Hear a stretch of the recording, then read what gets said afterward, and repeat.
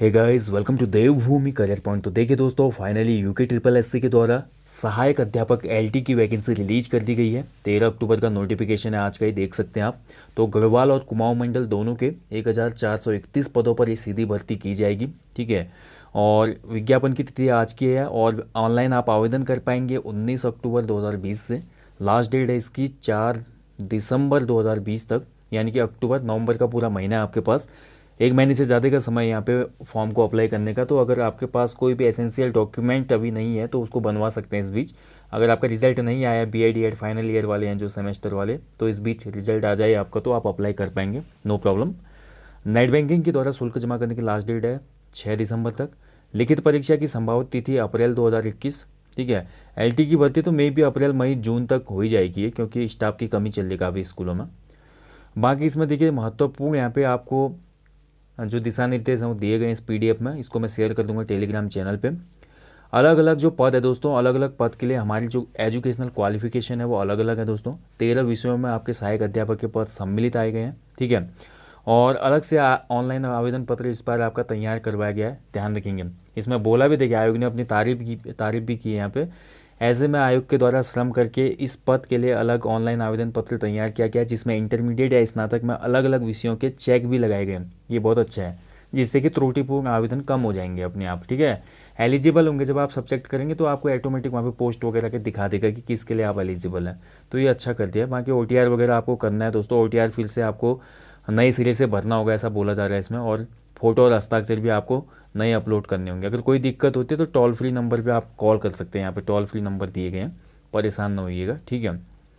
बाकी यहाँ पे जो हमारे पोस्ट वगैरह हैं आप देख सकते हैं। गढ़वाल मंडल 60% सीधी भर्ती सामान्य शाखा, हिंदी के इतने पोस्ट हैं आप देख सकते हैं। ठीक है। तो ये टोटल वैकेंसीज़ हैं, आप देख लीजिएगा पूरी PDF को। टोटल हम देख सकते हैं 567। ठीक है। अब सहायक अध्यापिका गढ़वाल मंडल 60% महिलाओं के लिए। ठीक है।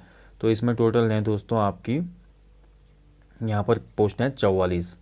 ठीक है। इसके बाद गढ़वाल मंडल की 10% जो सीधी भर्ती सामान्य शाखा, उसमें भी अलग वैकेंसी रहेंगी। और इसके बाद हमारा महिला शाखा में भी अलग रहेगी। ठीक है। ये महिला शाखा आ गई, तो वो यहाँ पर कमी रहती है इनमें। उसके बाद कुमाऊं मंडल में आते हैं, तो कुमाऊं मंडल में टोटल वैकेंसी हमारी लगभग रहेगी दोस्तों। ठीक है। कुमाऊं मंडल में भी हमारी 500 प्लस ही है, तो 588 हमारी 60% सीधी भर्ती हो गई। उसके बाद 60% महिला शाखा की भर्ती हो गई। 10% हमारे सामान्य और महिला शाखा की 36 जो आरक्षण होता है वो रहेगी यहाँ पे। ठीक है। तो ये टोटल योग है दोस्तों, जैसा कि आप देख सकते हैं 1431 पदों पर ये भर्ती है। काफ़ी अच्छी अपॉर्चुनिटी है, इतने सब्जेक्ट यहाँ पे हैं, तो अच्छे से अपनी सब्जेक्ट को स्ट्रॉन्ग कीजिएगा। बाकी यहाँ पे बोली गई हिसाब लेवल 7 की पोस्ट है। ठीक है। लेक्चरर से एक जो लेवल है वो कम है। लेक्चरर का जो आया था प्रवक्ता वाला, अभी उसमें हमने देखा लेवल 8 की पोस्ट थी वो। LT का जो अगला प्रमोशन है वो लेक्चरर है। ठीक है। तो ऐसा कुछ नहीं है, बढ़िया पोस्ट है, अच्छी सैलरी है। बाकी इसमें एजुकेशनल क्वालिफिकेशन दी गई है दोस्तों। एजुकेशनल क्वालिफिकेशन वही है, आपका पता ही है। आपका इसमें B.Ed होना ज़रूरी है। जितने भी पोस्ट आए उनमें B.Ed होना तो ज़रूरी है। साथ ही यहाँ पर देखिए कुछ कुछ जगह पे आपको हमारा C.TET क्वालिफाई या U.TET क्वालिफाई होना भी आवश्यक होगा। ठीक है। तो ऐसा देखा जाए तो पहले देखिए सामान्य सहायक अध्यापिका हम देखते हैं, तो सहायक अध्यापक या सहायक अध्यापिका सामान्य, यानी कि जनरल वाला जो हमारी बात हो रही है यहाँ पे, जनरल सब्जेक्ट बोल सकते हैं। ठीक है। तो आपका विधि द्वारा स्थापित विश्वविद्यालय से भूगोल, अर्थशास्त्र, राजनीति शास्त्र, इतिहास विषयों में से किन्हीं 2 विषयों के साथ स्नातक उपाधि होनी चाहिए। परंतु 2 विषयों में से एक विषय तृतीय वर्ष तक तथा शेष एक विषय द्वितीय वर्ष तक अनिवार्य रहा हो। तो ये चीज़ भी इसमें होनी चाहिए, कंडीशन दी गई। साथ ही B.Ed होना चाहिए आपका। ठीक है। और बाकी यहाँ पे C.TET की तो अभी यहाँ पे कहीं पर बाध्यता दी नहीं है, नीचे देखते हैं पूरे नोटिफिकेशन को। ठीक है। तो क्वालिफिकेशन को अच्छे से यहाँ पर रीड कर लें दोस्तों। क्वालिफिकेशन रीड करना आवश्यक है, ज़रूरी। हाँ, यहाँ पर साफ साफ दिया गया दोस्तों, देखिए अभ्यर्थी को सहायक अध्यापक के चयन हेतु U.TET सेकंड या C.TET सेकंड पेपर परीक्षा उत्तीर्ण होना आवश्यक होगा, अनिवार्य होगा। ठीक है, ध्यान रखेंगे, अनिवार्य बोला गया तो अनिवार्य है, फिर आपका सेकंड पेपर आपका क्लियर होना चाहिए। ठीक है। और आपका जो C.TET पेपर है ना, उसमें आपका जो कट ऑफ के है इतने नंबर होने चाहिए, ध्यान रखें। जो आपका देते हैं इतने परसेंटेज के ऊपर आप क्लियर करते हैं ना C.TET या U.TET का एग्ज़ाम, अध्यापक पात्रता परीक्षा, उसमें एक परसेंटेज होता है। तो यहाँ पे जनरल के लिए लगभग 90, देखिए 90 नंबर लाने पड़ते हैं, यानी कि 60% होता है जनरल के लिए। ठीक है, 90 नंबर लाने पड़ते हैं 150 में से। ठीक है। और EWS के लिए भी 90 ही है, देखिए OBC के लिए 75 है। ठीक है। अनुसूचित जनजाति के लिए 60 है। अनुसूचित जाति SC के लिए भी 60 नंबर लाने 150 में से, यानी कि 40% है SC ST के लिए, OBC के लिए 50%, और EWS और जनरल के लिए आपका 60% होनी चाहिए सीटेट के सेकंड पेपर में, यानी कि 150 में से 90 मार्क्स होने चाहिए। ठीक है, बाकी अदर जो हमारी सब कैटेगरीज हैं उनके लिए थोड़ा छूट है यहाँ पे। बाकी विभागीय 10% सीधी भर्ती होगी, ये आप देख लीजिएगा। लिखित परीक्षा के लिए आपका दोस्तों 100 अंकों का एक वस्तुनिष्ठ प्रकार की 2 घंटे की परीक्षा होगी।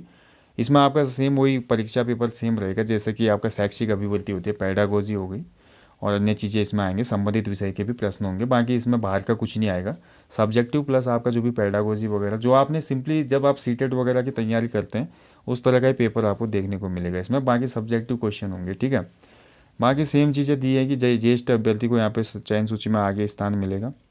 बाकी अन्य महत्वपूर्ण 1/4 की नेगेटिव मार्किंग होगी।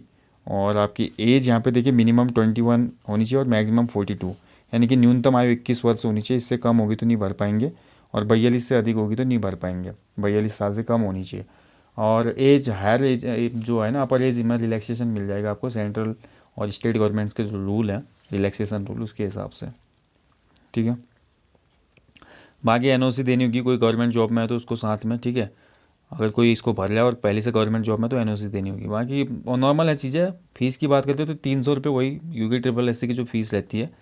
सामान्य जाति के लिए और OBC के लिए 300 रुपये, अनुसूचित जाति SC के लिए 150, और EWS के लिए भी 150 है, और ST के लिए भी 150 है।